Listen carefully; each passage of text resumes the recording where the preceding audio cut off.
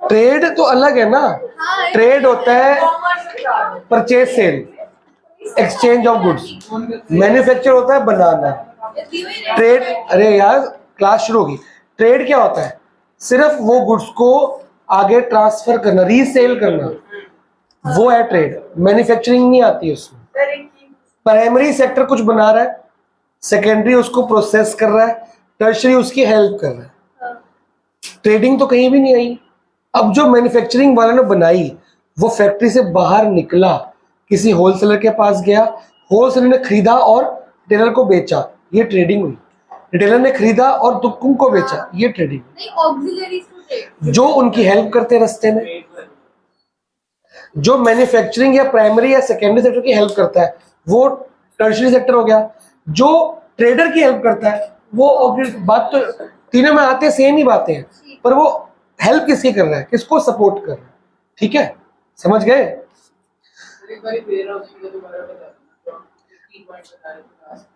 Place और time utility, it adds place and time utility. ये आगे आएगा एक चैप्टर में, वेयर हाउस का बड़ा इंपॉर्टेंट रोल है इसी साल। अब आता है ऑक्सिलरी टू ट्रेड। पहला ऑक्सिलरी क्या है? नई बुक के हिसाब से बताओ। Transport and communication. ट्रांसपोर्ट का मतलब ट्रैवलिंग, शिफ्टिंग। ठीक है, और ट्रांसपोर्ट कैसे किया जा सकता है?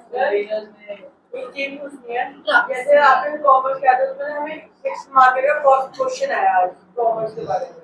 सब कुछ लिख दे, सब कुछ। पहले कॉमर्स की दो टाइप्स, ट्रेड और ऑक्सिलरी ट्रेड, वो लिख दे। उसके ट्रेड के दो पार्ट्स, इंटरनल एक्सटर्नल, उसके एक्सपोर्ट इंपोर्ट एंट्री पोर्ट, वो लिखो, और ऑक्सिलरी सारे लिख दो ब्रीफ में।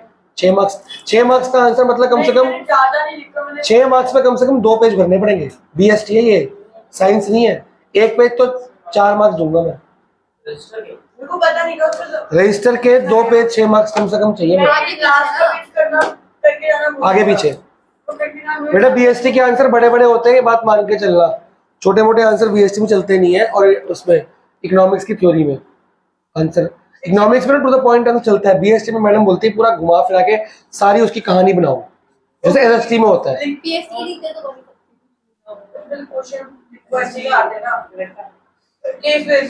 नहीं, केस बेस का आंसर डायरेक्ट आता है। जो तूने बोला 6 मार्क्स का, तो बड़ा आंसर चाहिए।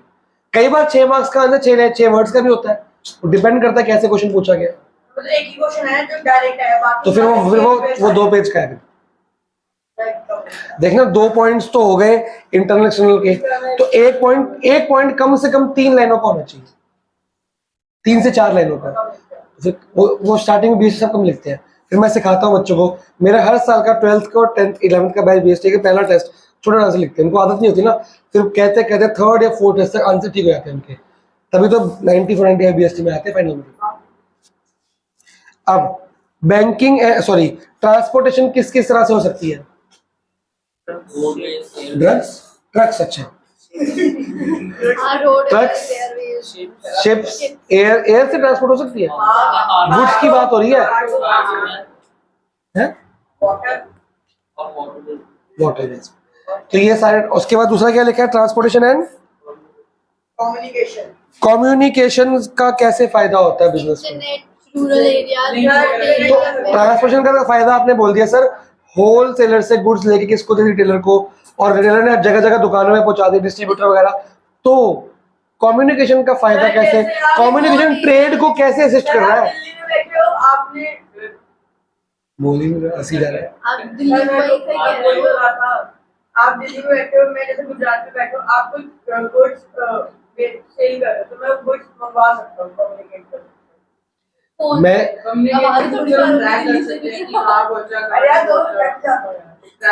कुछ और बोल, वो कह रही आवाज मार के बोल दो। कम्युनिकेशन फोन से, ईमेल से, व्हाट्सएप से एक मेमो बना के ऑर्डर दिया जाता है कि तब बिना कम्युनिकेशन के ट्रांसमिशन होगी? पहले क्या होगा? कि भैया ये वाले गुड्स भेजो, तभी तो बंदा भेजेगा ना। उसको मेल आया कि क्या क्या भेजना ऑर्डर, तभी तो भेजेगा वो। तो कम्युनिकेशन भी होना बहुत जरूरी है। उस पर लिख के दोगे क्या क्या सामान मंगाना है, अकॉर्डिंगली वो सामान आएगा। ठीक है, दोनों के दोनों, सॉरी पूरा पॉइंट पढ़ो, कोई वर्ड कोई लाइन समझ ली तो बता दो।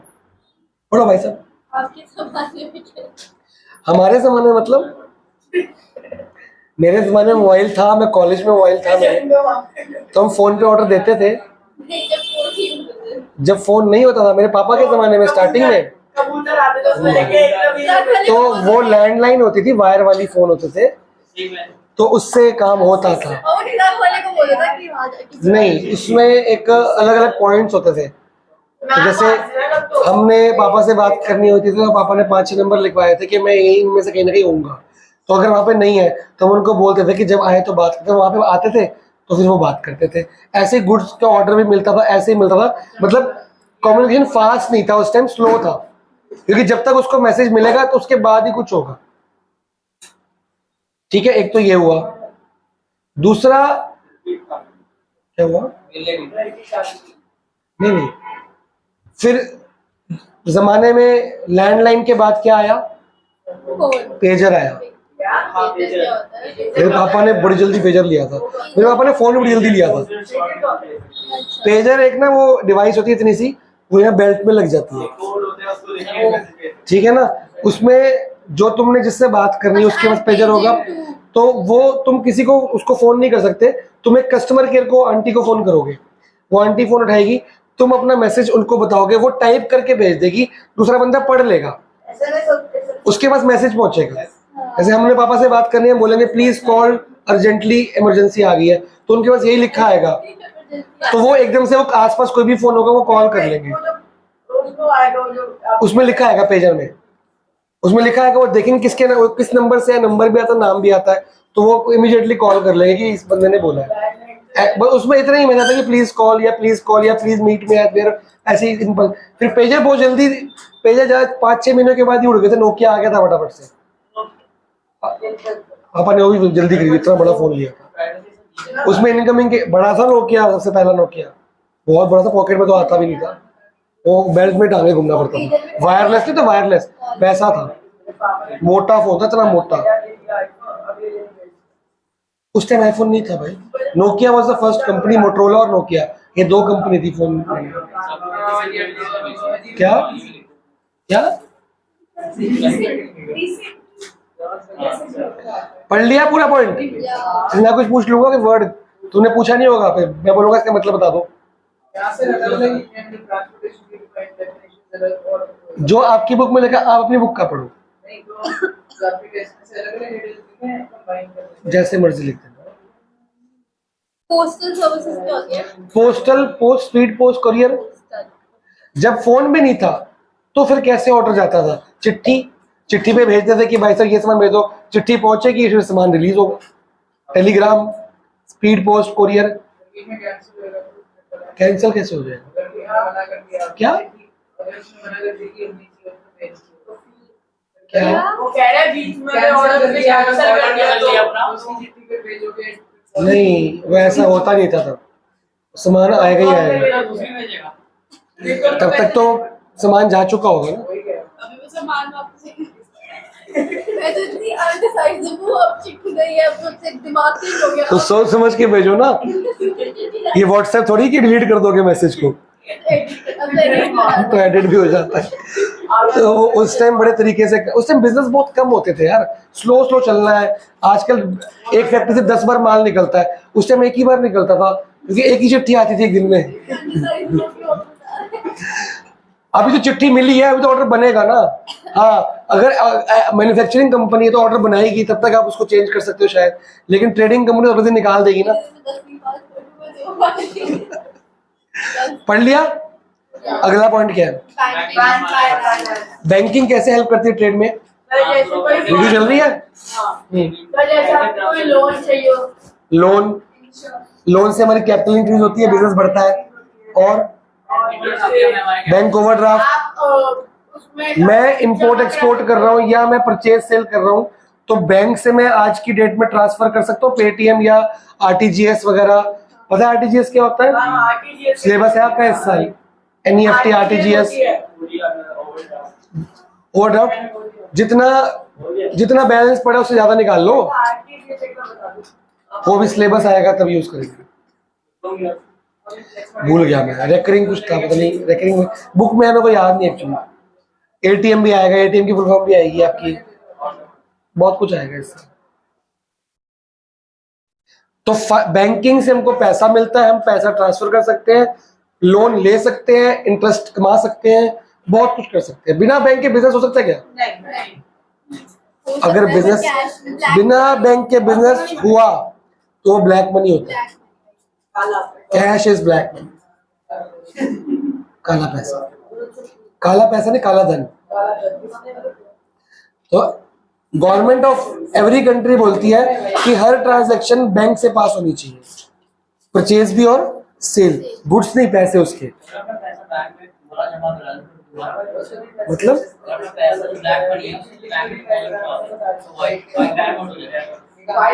क्योंकि जैसे ही आपने बैंक में जमा कराया वो गवर्नमेंट को पता लग गया, गवर्नमेंट उसके साल भर टैक्स लेगी उस पर। व्हाइट मनी उसको बोले इस पर टैक्स दे चुके हो आप या दोगे आप, तो बैंक में जमा कराओगे। अगर 100 करोड़ रुपए करप्शन से कमा लिए, जैसे ही बैंक में जमा करोगे गवर्नमेंट क्या मांगेगी? टैक्स। टैक्स दोगे, करप्शन खत्म।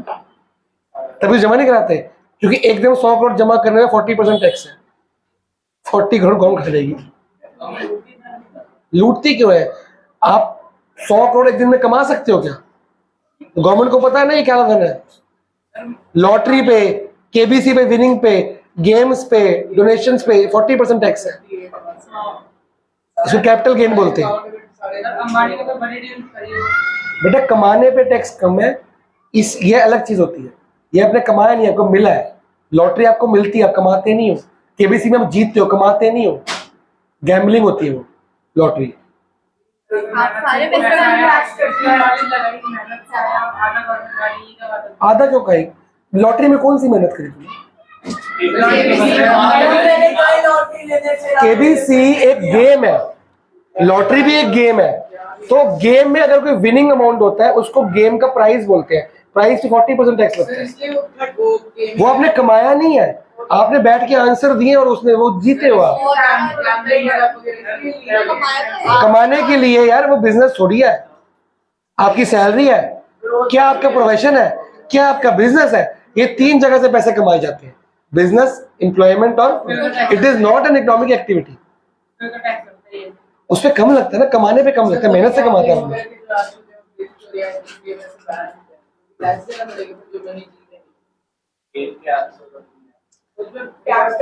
उसमें जीतता ही कोई नहीं है। 5 रुपए 10 रुपए क्या कम टैक्स दोगे? तो शेयर्स होते हैं।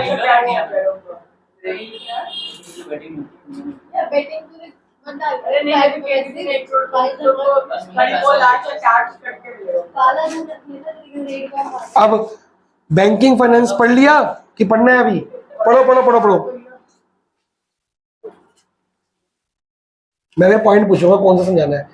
मेरे से पूछने पहले खुद पूछ लेना, वरना मैं पूछ लूंगा।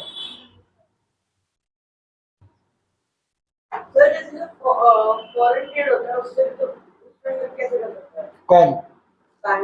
तूने ऑब्वियसली तूने अगर जर्मनी से सामान मंगाएगा तो पैसा भेजेगा नहीं ऑनलाइन, तो बैंक से जाएगा ना पैसा, और कैसे जाएगा?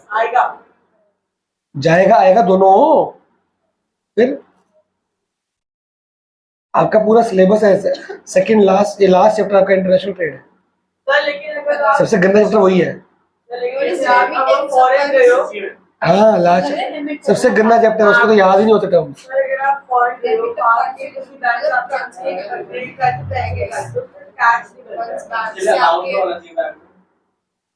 ये पैसे निकाले हैं ना, कमाए थोड़ी हैं। तो वहां कमाओगे तो वहां पे टैक्स कटेगा ना आपका। तुम कह रहे हो वहां कमाए तो यहाँ क्या आ गया बीच में? तो वहां कमाए तो वहीं कटेगा, यहाँ क्यों कटेगा? पढ़ लिया कि पढ़ना बाकी है? मैं पूछूं फिर?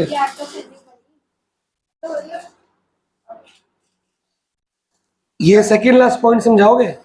इन foreign trade commercial banks help exporters in collecting money from profits and income. हाँ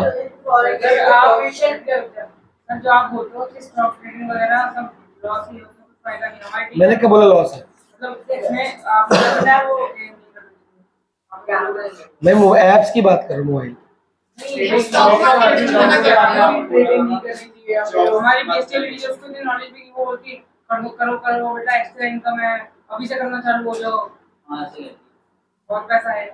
चलो इसका ना एक काम करते हैं, फिर कर ही लो। सर की पाँच- आदर्शों क्या कह रहे हैं? नहीं नहीं, आदर्शों को छोड़ो, 5 साल बाद बात करेंगे।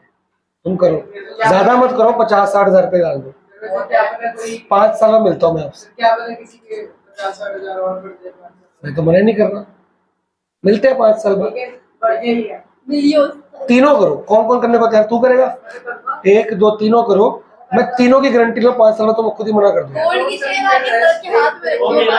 मेरा मतलब आपका जो व्हाट्सएप हो जाता है, व्हाट्सएप पास में क्रिकेट खेल रहे हैं, बीआईएस को स्टेज पे कर दो, रोज 5 लाख से कमा रहे हैं, फिर हम देखते हैं। अरे वो तो कब से शुरू किया उसने? मैंने 5 साल बोला है। वेट करो, वेट। एक दो दिन से मैम से पूछो, उन्होंने खुद किया है। हाँ, करनी है, 2-3 लाख से करनी है। 5 साल हो गए, ब्लॉग पे करना तो 1-2 साल 5 साल बाद बात करेंगे। यार शॉर्ट टर्म में ना पैसे कमाए जाते हैं, फिर प्रॉब्लम ये होती है कि लॉन्ग टर्म, बड़ा लॉन्ग टाइम हो गया ना, फिर लत लग जाती है। तुम स्टार्टिंग में कमाओगे, तुम ये तो है नहीं कि 2 साल पैसे कमा लिए निकाल लोगे, फिर तुमको एक संतुष्ट सेटिस्फेक्शन आ जाएगी कि हाँ बस मैंने कमा लिया, और नहीं करने। तुम वही पैसा लगाना शुरू कर दो, कमा कमा के, फिर जब डूबता है ना, इकट्ठा ही डूबता है, फिर वो फंस जाता है, फिर वो डूबा और मनी निकालने के लिए और पैसा लगाना पड़ जाता है कई बार, या वो उसको स्टॉक करके छोड़ दो। मेरे जितने फ्रेंड्स हैं, मेरे कई स्टूडेंट्स हैं, सबके 3-4 लाख रुपए फंसे पड़े हैं, वो निकल ही नहीं पा रहे। वो वेट करे कब उसका रेट ठीक होगा तो निकलेगा, क्योंकि जब कंपनी डूबती है ना, वो दोबारा ठीक नहीं हो पाती। तो मेरा एक्सपीरियंस में, अगर मैंने 100 लोगों से मिला हूँ, 100 लोगों से पूछा रिसर्च में, तो 100 के 100 डूबे पड़े हैं, 99 भी ठीक नहीं है। ये एक बंदा भी इसमें बोलेगा ना मैं कमा चुका हूँ, मेरा एक्सपीरियंस गलत निकला है, तो मैं लोगों को इसलिए मना करता हूँ। बाकी 12th में आपको पूरी ट्रेडिंग सिखाई जाएगी, बीएसटी के अंदर भी चैप्टर है, और अकाउंट्स की तो पूरी बुक है ट्रेडिंग के ऊपर, शेयर एंड डिबेंचर के ऊपर, वहां सीख के कर लेना, मना थोड़ी। जब लीगली आपको एनसीईआरटी से पढ़ा रहा है शेयर्स कैसे खरीदने बेचने हैं, तो वो चाहता है ना कि आप करो, वो तो मैं पर्सनली मना कर रहा हूँ। ठीक है ना, करो करो करो, तू तो यही रहता है, 5 साल मिल लेंगे तेरे से। ठीक है, क्या पता मैं ही गलत, क्योंकि तू 100 का बंदा हो तो मेरे को गलत प्रूफ कर दे। सर के आते हाल में गोल्ड की चेन रखिए। नहीं, कमाने वाले कमाते भी हैं, पर उतना दिमाग होना चाहिए। 1-2 साल कभी भी कोई एक स्टॉक से नहीं कमाता, पोर्टफोलियो से कमाता है। What is portfolio? अगर शेयर मार्केट में पैर जमाना कमाना है ना, you need a portfolio. Portfolio के बगैर तुम नहीं कमा पाओगे। ये 2-4 कंपनी में शेयर इन्वेस्ट कर दिया, ऐसे नहीं कोई बंदा नहीं कमा सकता। जो कमाते हैं वो पोर्टफोलियो इन्वेस्टमेंट करते हैं। क्या होता है पोर्टफोलियो? 200-300 कंपनी में इन्वेस्ट करते हैं, उसमें से कोई कंपनी लॉस में जाएगी, कोई प्रॉफिट में जाएगी, तो ओवरऑल प्रॉफिट आ जाता है। छोटी मोटी लॉस का परवाह नहीं होता। कोई बड़ा लॉस में होगा तो कोई बड़ी कंपनी कमा के भी देगी ना, तो इतनी इन्वेस्टमेंट कर रखी है कि ओवरऑल जो आंसर आता है वो प्लस में ही आता है। इसको बोलते हैं, ये शार्क टैंक में शार्क्स नहीं आते, ये इतनी कंपनीज में इन्वेस्ट करते हैं, इतनी 200-300 कंपनी इन्वेस्ट करते रहेंगे। अगर ये कंपनी डूब भी रही, इनको फर्क नहीं पड़ता उसलिए, क्योंकि दूसरी कंपनी कमा के दे रही है ना, पोर्टफोलियो हो गया उनके लिए। वो कंपनी नहीं है, उनके लिए पूरी 200 कंपनी एक कंपनी है। तो वो उनका आउटकम निकालते हैं कि मैंने 200 कंपनी से कमाया कि लॉस किया, वो उनके लिए एक कंपनी है। समझ गए? वो उसको पोर्टफोलियो इन्वेस्टमेंट बोलते हैं। वो लोग कमाते हैं, उनके लिए पैसा बहुत चाहिए होता है, 200 कंपनी इन्वेस्ट कर सके। समझ गए?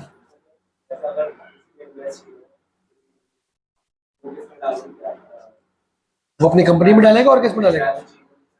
जिसको तुमने पैसे दिए है, वो जिसकी कंपनी में तुमने डाला है, वो कंपनी में लायबिलिटी से कैपिटल दिखाएगी है? तुम एसेट दिखाओगे। तुमने किसी कंपनी के शेयर्स खरीदे, तेरे लिए एसेट, उसके लिए कैपिटल है, क्योंकि तू कंपनी का मालिक बन गया ना। कैपिटल क्योंकि तू कंपनी का क्या बन गया? शेयर होल्डर मतलब मालिक। तो कंपनी का मालिक है, तेरी कैपिटल होगी वो। उसको बोलते हैं रेज्ड कैपिटल। क्या बोलते हैं उसको? Raised capital. वो 12th में पढ़ाएंगे, 12th का सिलेबस यही है। मेरे को लास्ट पॉइंट समझा दो। सेकंड लास्ट समझाया नहीं आपने किसी ने भी? एकदम second last. LCM of 14 times HCF को एक्स मान ले, एलसीएम 14x हो गया। Sum of LCM plus HCF 14x plus x equal to 600। इससे x निकाल, फिर एलसीएम भी आ जाएगा, एचसीएफ भी आ जाएगा, फिर एक नंबर दिया वो a into b। तूने शिवदास में कुछ भी नहीं किया। मैंने XY ले लिया। इसमें कह रहे हैं अगर फॉरेन ट्रेड हो रहा है तो कोई तो पैसे कलेक्ट करके देगा ना, तो बैंक के थ्रू आएगा पैसा। लास्ट पॉइंट कौन समझाएगा? बलबीर और भुवन में से लास्ट पॉइंट, क्योंकि तुमने पूछा नहीं तो मैं। Commercial bank also help promoters of the company to raise capital from the public. हाँ, बस आ तो गया। रेज कैपिटल फ्रॉम द मतलब समझाओ। जो न्यू कंपनी के छोटी मोटी कंपनीज होती हैं तो उनको कैपिटल जनरेट करने में एक्टिविटीज लोगों को पैसा कैसे? बैंक का क्या काम है? बैंक लोगों के पैसा नहीं, जो लोग बैंक अपना पैसा जमा करते हैं, जो बैंक में पैसा जमा कराते हैं लोग, वो पैसा वो उनको दे देती है एज कैपिटल लोन पे। लोन की तो बात ही नहीं हुई, वो तो फर्स्ट पॉइंट हो गया ना। फर्स्ट पॉइंट तो वही जनरेट लैंड मनी, वो तो हो गया। या तो लोन ही नहीं बोला कहीं भी, फिर तुमने पूछा क्यों नहीं मेरे से? प्रमोटर्स जो होते हैं, कौन है promoter? नमिता हो गई, अच्छा ओके, उसको पैसे देते हैं ताकि उसको दे देते हैं। आपने नहीं पूछा तो मैं भी नहीं समझाऊंगा। अगली बार से पढ़ना और पूछना है। मैंने पढ़ा था बट वो आ गया था। इसका मतलब गलत बता रही है ना, सही मतलब नहीं है ये। आपको जो बीएसटी का मतलब लगता है वो सही नहीं होता। अभी बीएसटी नहीं आती किसी को भी यहाँ पे। बीएसटी एसएसटी नहीं है ये, कुछ भी आ जाएगा इसमें। प्रॉपर बिजनेस है ये। लास्ट करें, पूछा क्या? और सो रहा है भाई, दवाई खा, टाइम हो गया। दवाई जाग आए तेरे को जागने वाली, वही तो बात है। Commercial bank also help promoters of the companies to raise capital from the public. जो पब्लिक है उनको भी मौका देती है। जो पब्लिक अकाउंट अपना अकाउंट के किसी बैंक में आती है, किसी बैंक से शेयर कंपनी में शेयर ले लो ऐसे। बैंक बनाता है। कल सुबह बैंक जाना, पूछो भाई साहब कौन से बैंक में, कौन सी कंपनी में। पब्लिक होती है वो। कल 10 बैंक में जाइए, कौन सी बैंक में ऐड लगा होगा किसको देना शेयर। ऐसा नहीं होता कभी। वो पब्लिक को हेल्प करती है। सबसे पहला क्या पब्लिक की ये बोला था उसका क्वेश्चन गलत हो गया मैथ्स का, उसने एक्स को सी लिख दिया आगे। अरे बोल ना, तो गलत सत्य गलत तो मैंने मारा है इनको। बोल ना, मैं कौन सा खून निकाल रहा हूँ तेरा? भूल गया, डर के मारे। सबसे पहले प्रमोटर का मतलब, जो प्रमोट करते हैं ये मतलब बताओगे तुम? बेटे मैं आगे से ऐसे ही पढ़ाया करूंगा, देखना जो तुमने मेरे को पढ़ाया ना, मैं भी ऐसे ही पढ़ाऊंगा।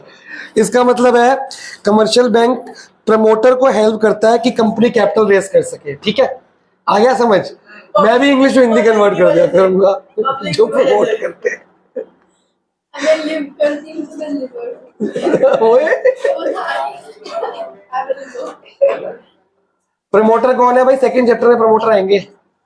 बताओ यार, बस हो गया। प्रमोटर कंपनी का मालिक भी हो सकता है या एक कंपनी भी हो सकती है दूसरी। जब मैं नया, नहीं शेयर होल्डर नहीं हो सकते। जब मैं कोई नई कंपनी खोल रहा हूं तो मेरे को नई कंपनी खोलने के लिए गवर्नमेंट से licence, memorandum of association, article of association, incorporate certificate, illustration, registration. अच्छा, मेरे को बहुत सारे लीगल काम होते हैं। अगर मेरे को खुद आते हैं तो मैं खुद भी कर सकता हूँ, या मैं प्रमोटिंग कंपनी को हायर करूंगा, मेरे भी पे वो काम कर देगी, मेरे से कमीशन ले लेगी। तो प्रमोटर मैं भी हो सकता हूँ और प्रमोटर एक दूसरा। ऐसे मेरे को लाइसेंस बनवाना है, मैं खुद जाके भी लाइन में लग के बना सकता हूँ, या मैं ब्रोकर को हायर कर दूंगा तो प्रमोटिंग कंपनी होगी मेरी तरफ से। ये हो गया प्रमोटर। अब जब मैंने प्रमोट कर दिया, कंपनी मेरी खुल गई है, अब कंपनी को कैपिटल की यहाँ पे लिखा रेज, लिखा ना raise. What is raising of capital? उठानी है कैपिटल को शेयर मार्केट में लिस्ट कराना। कंपनी को, सॉरी, कंपनी शेयर मार्केट में लिस्ट होगी, फिर सब लोग देख सकेंगे। और सब लोग मतलब पब्लिक, पब्लिक लिखा है। पब्लिक कंपनी को क्या देगी? पैसे। तो कंपनी के लिए वो क्या है? कैपिटल, क्योंकि तुम कंपनी के मालिक बन गए। तो कंपनी के लिए क्या बन गई? कंपनी ने कैपिटल रेज कर ली अपनी। जितना पैसा मालिक ने लगाया था एक प्रमोटर ने, वो सारी पब्लिक को। तो तुम जो मेरे को पैसा दोगे, कब दोगे? जब मेरे से क्या लोगे बदले में? शेयर लोगे। तो मैं शेयर तुम्हें कैसे दूंगा? हाथ में। कैसा होता है शेयर? कॉइन की तरह होता है। कैसा होता है? वर्चुअल होता है। अच्छा, पहले हार्ड कॉपी का एफिडेविट होता था, आजकल सॉफ्ट कॉपी का पीडीएफ होता है। इन पीडीएफ सॉफ्ट कॉपी उसको देख सकते हो आप। तो वो सॉफ्ट कॉपी तुम्हारे को कहाँ पे दूंगा? व्हाट्सएप पे, कैपिटल अकाउंट। तुम्हारे बैंक अकाउंट में। उस बैंक अकाउंट का नाम है डीमैट अकाउंट। ट्रेडिंग के लिए सबसे पहला अकाउंट खोलना पड़ता है डीमैट अकाउंट। फिर आप मेरे को क्या दोगे? पैसा। कैसे दोगे? मेरे कौन से अकाउंट में? आप अपने डीमैट अकाउंट से मेरे अकाउंट, कंपनी के अकाउंट में डालोगे पैसा। शेयर मार्केट की डीलिंग सारी बैंक से होती है कि हाँ, डीमैट कंपनी का डीमैट अकाउंट होगा। तो शेयर मार्केट का सारा ट्रांजैक्शन बैंक के थ्रू हो सकती है प्रॉपर, उसमें कैश का कोई काम ही नहीं है, बिल्कुल जीरो कैश का।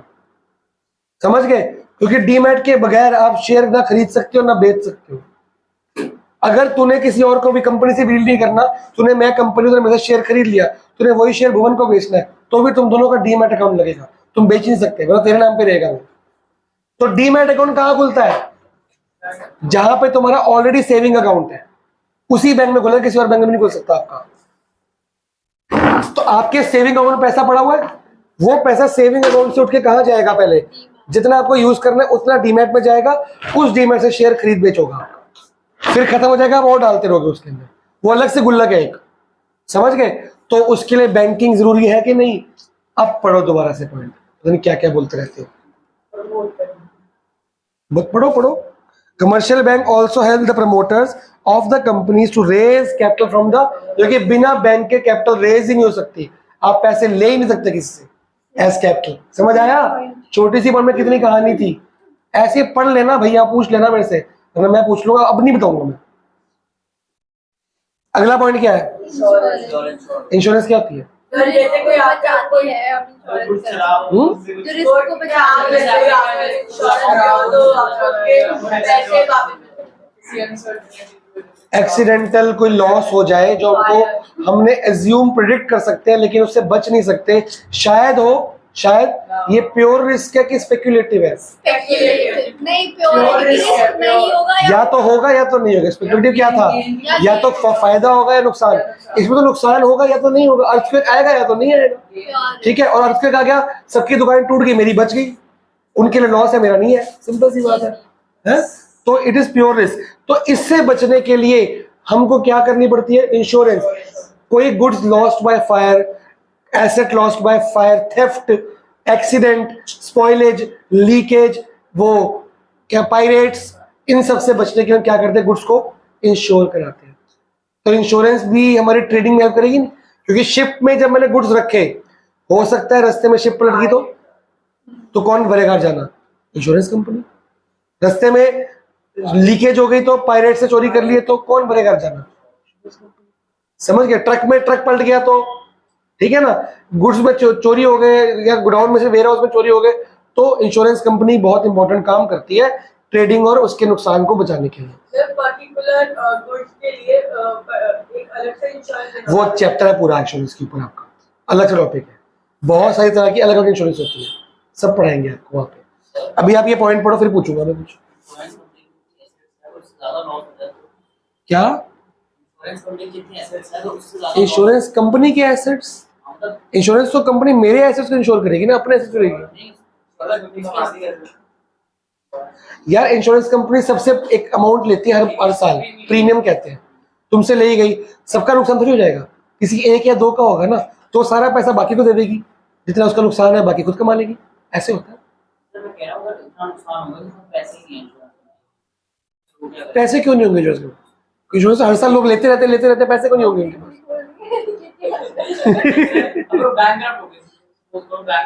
नहीं होती इंश्योरेंस कंपनी बैंक नहीं होगा, ऐसा नहीं होता। इंश्योरेंस कंपनी को नए नए इंश्योरेंस के होल्डर्स मिलते रहते हैं।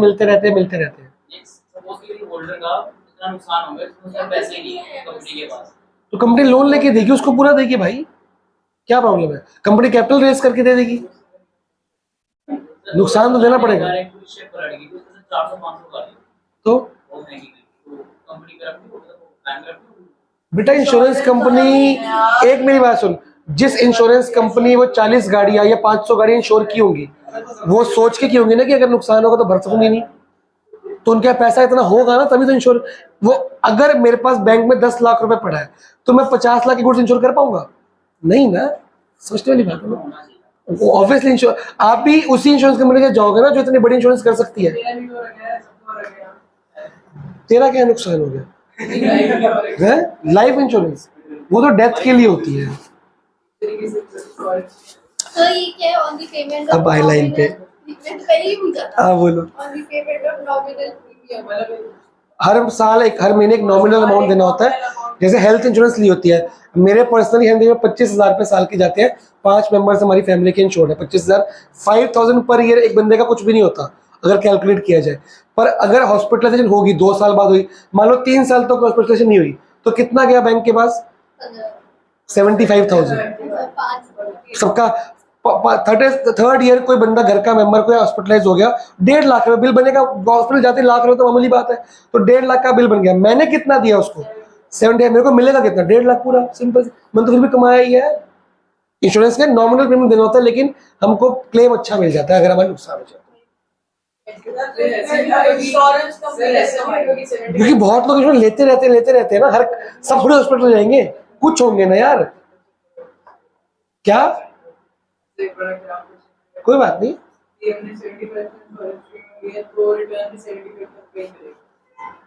जितना अमाउंट आपस में एग्रीमेंट हो रखा है उतना करेगा। कोई पूछना? और अगला मैं वेयर हाउसिंग बता चुका आपको कि दूर के शहर ने पास के शहर में गुड्स बेचने हो तो एक वेयर हाउस खोल लेगा, वहां स्टॉक करेगा। आप उससे मान लो उड़ीसा से सामान मंगाना है, आप दिल्ली के वेयर हाउस में भेज दोगे, आप वेयर हाउस दिल्ली से मंगाते रहोगे, रोज आता रहेगा। उड़ीसा से मंगाने में बहुत टाइम लग जाएगा। अमेजोन, फ्लिपकार्ट, मिंत्रा सब ये करो। चेन्नई से पैकेट नहीं आ रहा, कौन सी ऐप से मंगा लिया? तो चेन्नई से क्यों नहीं आ रहा? कितने दिन हो गए? तो कब की कमिटमेंट थी? कहा जाएगा कल तक? अमेजोन तो टाइम जो बोलता है उस पर दे देता है। अमेजोन सही बंदा है। फिर ऐसे तो ऐसा कौन सा बैग है जो कहीं रास्ते में मिलता है, चेन्नई जाके मिलता है? फिर पैसे रिटर्न है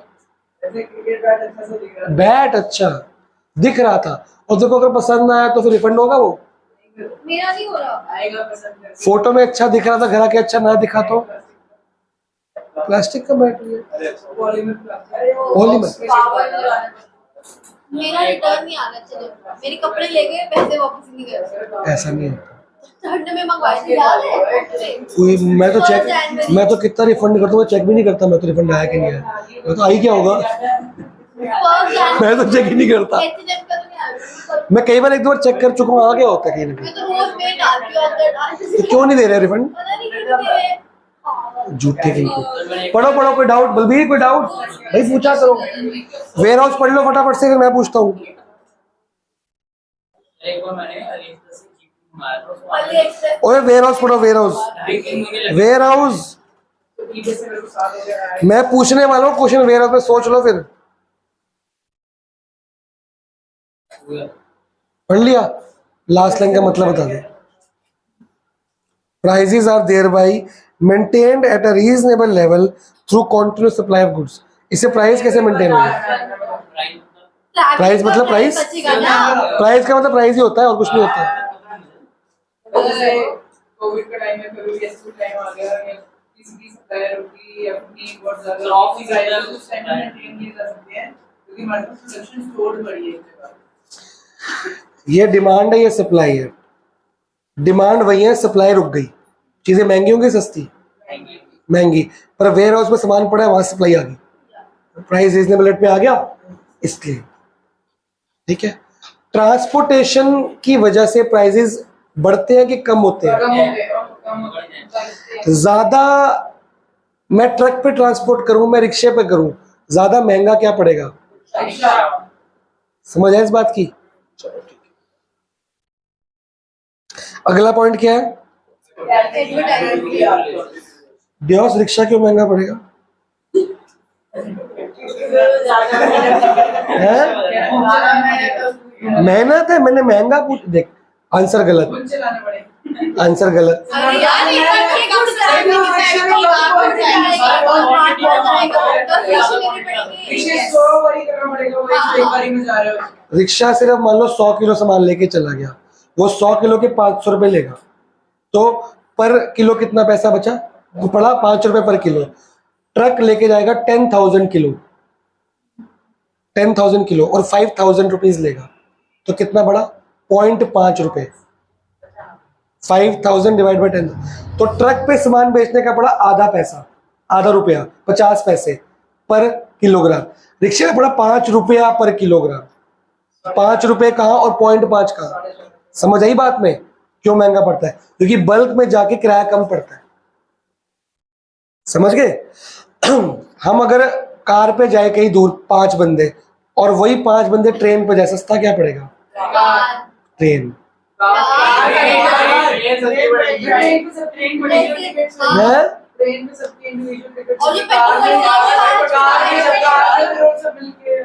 तब भी ट्रेन सस्ती है। पेट्रोल का रेट ना, पेट्रोल का रेट 5 बंदों में डिवाइड होगा, उसमें ट्रेन में 2000 बंदों से ऊपर बंदे बैठ होंगे, सब में डिवाइड होगा। सोचो क्या।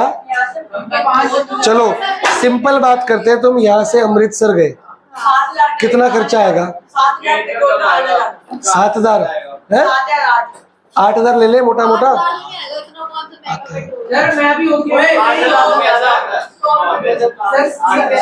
ज्यादा आता है, ये 8 कम बोल रहा है भाई। रास्ते में टोल नहीं आएंगे, टोल नहीं आएंगे, फिर टोल आएंगे, टैक्स आएगा, तो 8,000 मैं कम मान के, तो वैसे 8 से ज्यादा है। 8,000 डिवाइड बाय 5 बंदे कितने हो गए? पर बंदा 2 कितना हुआ? 1600 पर हेड। अगर आप टिकट लेते हो तो 180 रुपए की टिकट है। मैं कह रहा हूँ शाने, तुम एसी ट्रेन लो, 700 रुपए की टिकट है। एसी ट्रेन 700 रुपए की भाई, वो तुम्हारी मर्जी है, तुम फिर फ्लाइट में चले जाओ, मैं तो बात नहीं कर रहा। पर वो सस्ता पड़ता है कि नहीं पड़ता? इकोनॉमिकल पड़ता है। वो एक अलग बात है यार, वो एक अलग बात। वो तो फिजिबल तो कार ही है, मैं आपको सस्ती की बात बोल रहा हूँ। समझ गए? सस्ती कार नहीं, ट्रेन है भाई। अब आता है अगला पॉइंट है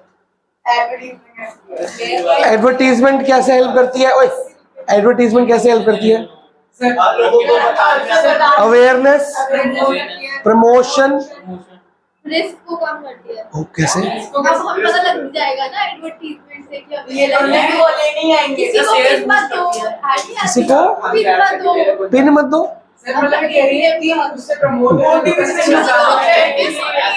वो पर्टिकुलर ऐड होता है, ये क्या बात हुई? अवेयरनेस बोलते हैं उसको। एडवर्टीजमेंट अवेयरनेस फैलाती है, उससे कंपनी की सेल क्या होती है? एडवर्टीजमेंट एक पब्लिक इमेज बनाती है।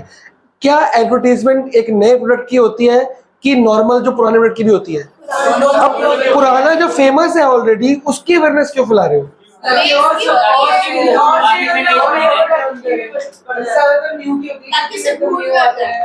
एक नई की तो इम्पोर्टेंट है कि लोगों को पता नहीं है, ऐड करके लोगों को बताओ। अब जब लोगों को पता लग गया और 10-15 साल हो गए, फिर क्यों उसकी ऐड आ रही है? क्यों आती है? क्योंकि एक तो इसका पॉइंट है कि नए कस्टमर्स ऐड ऑन होते हैं, उनके लिए एक रिटेन करने के लिए कि जो ज्यादा दिखता है वही ज्यादा बिकता है। तो अगर लेस फेमस भी हो चुका है लेकिन दिखना बंद हो जाएगा तो लेना बंद कर दोगे। वो टिका इसलिए क्योंकि वो मैगी टिकी इसलिए क्यों ऐड करती है, नेस्ले टिका इसलिए ऐड करता है वो, वरना वो खत्म हो जाएगा एक दिन। तो ऐड नए प्रोडक्ट को प्रमोट करने के लिए भी होता है और पुराने प्रोडक्ट को रिटेन, कि आपके मेमोरी में वो क्या रहे, रिटेन रहे, इसलिए भी किया जाता है। एडवर्टाइजमेंट पे खर्चा आता है कि नहीं आता? तो वो किससे लेते हैं? कंज्यूमर से। और किससे लोग? ये इसमें सब में खर्चा आता है। ये सारा खर्चा कौन देता है? प्रोडक्ट की कॉस्ट में हो गया।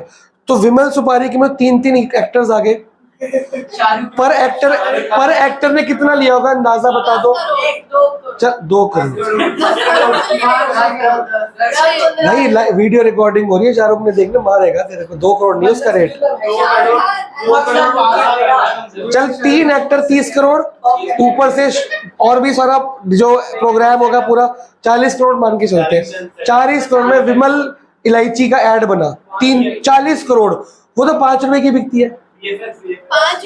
सब मिला दो ना, तो वो 5 रुपए के अंदर 40 करोड़ कैसे एडजस्ट हो गया? सिर्फ एक साल में वो डिवाइड पर पाउच 0.5 पैसे पड़ता है वो, क्योंकि पूरे वर्ल्ड में वो डिवाइड होगा कितनी बिकेगी। और ऑब्वियसली किसी धोनी को लोगे, विराट को लोगे, किसी को लोगे तो लोग उनको आइडल मानते हैं, तो उनको देख के अपना प्रोडक्ट ज्यादा सेल बढ़ती है उन लोगों की। सिंपल सी बात है। ये एक्टर्स वगैरह को क्या खुद खाते पीते होंगे? नहीं, वो सिर्फ प्रमोट करते हैं। ब्रांड मैनेजर खुद नहीं यूज करता भाई, वो अपना विराट कोहली तो करता होगा, फ्यूमा का brand। हाँ करता होगा। चलो प्रीमियम तो एक नेसेसिटी है ना, वो तो एक जरूरी है। सुपारी और इलायची is not a necessity, it's just. यार ये बड़े बड़े अमीर लोग हैं, ये क्या इलायची खाते हैं? ड्रग्स लेते होंगे अच्छे खासे। उस दिन KKR का मैच चल रहा था, वो चारों का नशे में लग रहा था, झूल रहा था। स्मोक ऑब्वियसली, अब स्मोक भी नॉर्मल थोड़ी करते होंगे, बहुत हाई ब्रांड की करते होंगे ना। हाँ धोनी का भी तो था, MC सैन से मतलब मिलती है उसने खराब। चलो छोड़ो ये पॉइंट पढ़ो, फिर मैं कुछ पूछता हूँ, क्या बोलते हैं तो वो तो बाद में बताऊंगा।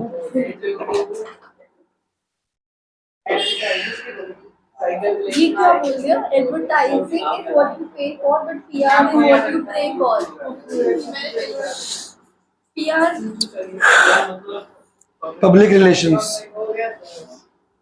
कहाँ लिखा है? मेरे को तो नहीं मिल रहा। ये रहा, advertising is what you pay for, but PR is what you pray for. Public relation for It's what you pray for.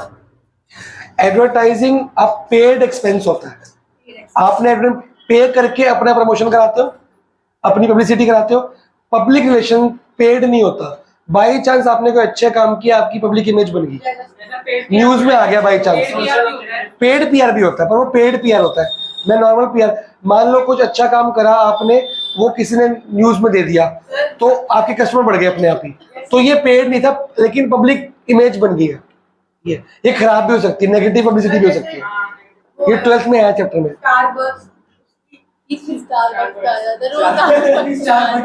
Public image बन गई उसकी, क्या अच्छा काम किया उन्होंने। कुछ किया था जो पहले ना नाम लिखते थे गलत, तो वो लोग अपनी स्टोरी में डालते थे, वो किया नहीं। तो ये फ्री हुआ ना, ये पीआर हुआ। पेड भी होती है, ज्यादातर इन्फ्लुएंसर पेड ही होते हैं भाई। वो आपको लगता है जो इंस्टा और यूट्यूब वगैरह पे आता है, ये पेड होता है। ये लाखों रुपए लेते हैं प्रमोट करने के लिए, लाखों लेते हैं भाई। इन्फ्लुएंसर 2 लाख 3 लाख, नॉर्मल को देखता भी कोई नहीं है। 2 लाख 3 लाख रुपए लेते हैं, आपको फर्क नहीं पड़ता। 2 लाख रुपए ऐसे वसूल जाएंगे आपके। पढ़ लिया? पूछूं? इतना बड़ा है ये। हाँ पढ़ो, फिर पढ़ो।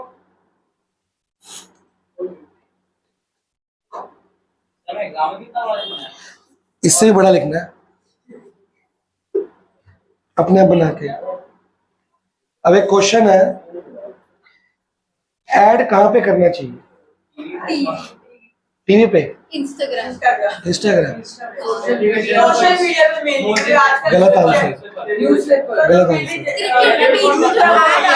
गलत आंसर। फिर क्या करोगे? आपका आंसर होना चाहिए जैसा प्रोडक्ट है वहां करोगे। मेरे को अपने कोचिंग करना, टीवी पे कर दूं मैं, पूरे इंडिया से आ जाएंगे लोग, फायदा क्या होगा? जैसा प्रोडक्ट है उस जगह पे करोगे ना। अगर मेरे को अपनी दुकान, मेरी दुकान जेल रोड पे होगी, मेरे को दुकान के लिए सेल्समैन चाहिए, तो मैं ऐड कहाँ करूंगा? या तो मैं बाहर लगा दूंगा बोर्ड, या मैं न्यूज़पेपर करूंगा। तो न्यूज़पेपर में आसपास के लोग ऐड देख के आ जाएंगे। मैं टीवी पे ऐड दूंगा, मेरे को सेल्समैन चाहिए नहीं ना, लेकिन तो पूरे इंडिया से आ जाएंगे, पूरे वर्ल्ड से आ जाएंगे ना।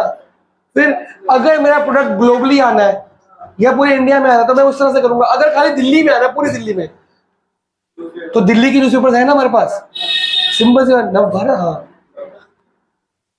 कई स्टेट्स के कोई रीजनल चैनल्स भी होते हैं जो खाली ऐसे पंजाब के पंजाबी चैनल्स होते हैं। तो आपको कोई चीज खाली पंजाब में प्रमोट करनी है, तो पंजाबी चैनल दोगे ना, उसमें प्रमोट हो जाएगी। ठीक है, ऐसे तो जैसा प्रोडक्ट है वो उसी जगह पे प्रमोट किया जाए। हर जगह लगा हुआ है आजकल। अभी तो और लगेंगे, पर मैं सिर्फ शिवनगर और वृंदावन नगर में प्रमोट करता हूँ, बाहर नहीं करता। अब तो उतर गए, अभी भी पार्क के बाहर है। 1-2 रह गए सारे। मैंने 50 लगाए थे, 50 के 50 उतर गए, 2-3 रह गए बस। यार वो इलेक्शन आने वाले हैं ना, तो सब उतार दिए उन्होंने। हमें पता था उतारने वाले हैं, पर हम फिर भी लगाते हैं। मैं तो वैन कीड़ा होता है। कितने का पड़ता है? ये टोटल मेरा जो 50 लगाए थे, मेरा 12-13 हज़ार रुपये लग जाता है। साल में 4 बार करता हूँ। एक पोस्टर नहीं, टोटल अमाउंट लगवाई समेत। एक साल में 4 बार ही करते हो ये? 3 बार 4 बार तो करता ही। जैसे आपने एक बार 50 से करवाए तो उससे कितनी कॉस्ट है? 200 रुपए का बनता है, 50 रुपए लगवाई, 250 रुपए फर्क का। पड़ता है? बहुत फर्क पड़ता है।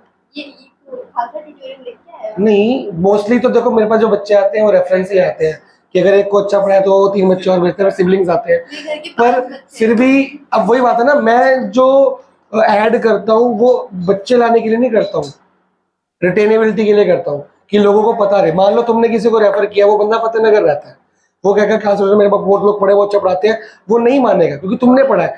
पर उसने जगह जगह मेरा नाम बाईचंस देखा हो तो एक मन में कहा हाँ यार मैंने नाम पढ़ा था तो फेमस होगा। आजकल का ना ये है, जिस जो दिखता है वो बिकता है।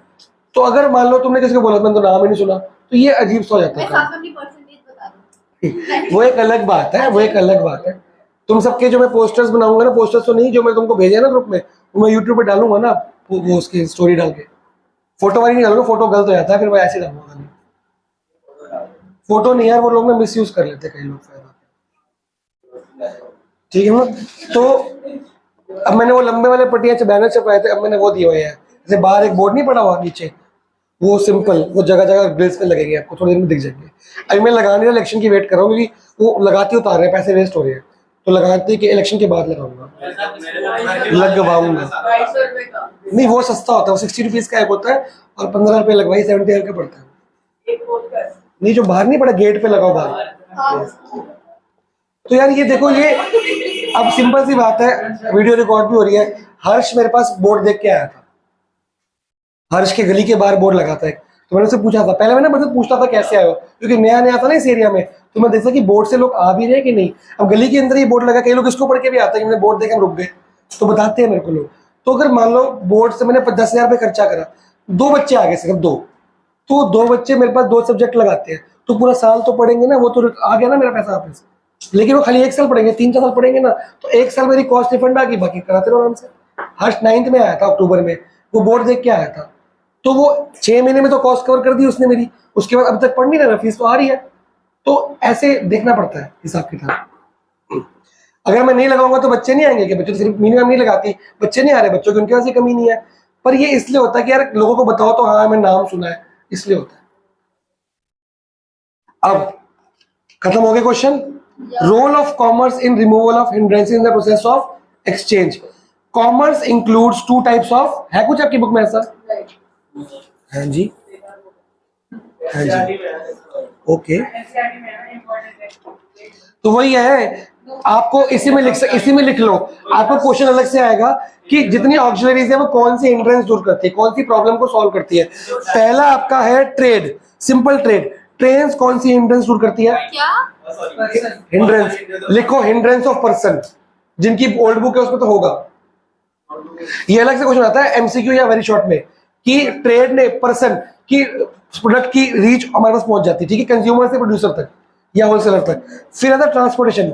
हिंड्रेंस ऑफ क्या दूर करता है ट्रांसपोर्टेशन? प्लेस, वेयर हाउस, जल्दी पहुंच जाए। ट्रांसपोर्टेशन की एक जगह से दूसरी जगह सामान पहुंचाने के लिए हिंड्रेंस ऑफ प्लेस कौन दूर कर रहा है? ट्रांसपोर्टेशन। फिर आता है storage and warehousing. Hindrance of time, warehousing में लिखो हिंड्रेंस ऑफ टाइम, ये लिख दो ना, साथ साथ लिख देते हैं। वेयर हाउसिंग में कौन सा? हिंड्रेंस ऑफ टाइम, क्योंकि आपको पहले स्टॉक में पड़ा टाइम पे मिल जाएगा गुड्स, ठीक है। इंश्योरेंस क्या करता है? कौन सा? Hindrance of risk, hindrance word लिखना है। बैंकिंग क्या करता है? प्रॉब्लम, दिक्कत, परेशानी। हिंड्रेंस ऑफ फाइनेंस, पैसे की कमी नहीं आने देता। रेस करनी कैपिटल या लोन लेना है। कैपिटल 2 ही तरीके से आती है, या तो खुद का होता है रेस्ड कैपिटल या इक्विटी कैपिटल शेयर, या लोन, 2 ही तरीके से आती है कैपिटल, थर्ड कोई तरीका नहीं है। Hindrance of finance. एडवर्टीजमेंट क्या करती है? ऑफ इंफॉर्मेशन, नहीं, जो एनसीईआरटी का वर्ड है वही यूज करेंगे। हिंड्रेंस ऑफ इंफॉर्मेशन, ये इंपॉर्टेंट है इसलिए लिखवा रहा हूं, पता नहीं बुक में क्यों नहीं है। चलो हाँ, पढ़ाता भी है पड़पड़गंज में, जमुना पार है पड़पड़गंज, दिल्ली में। गुलाब सर से पढ़ी हुई है। मैं भी पढ़ूंगा।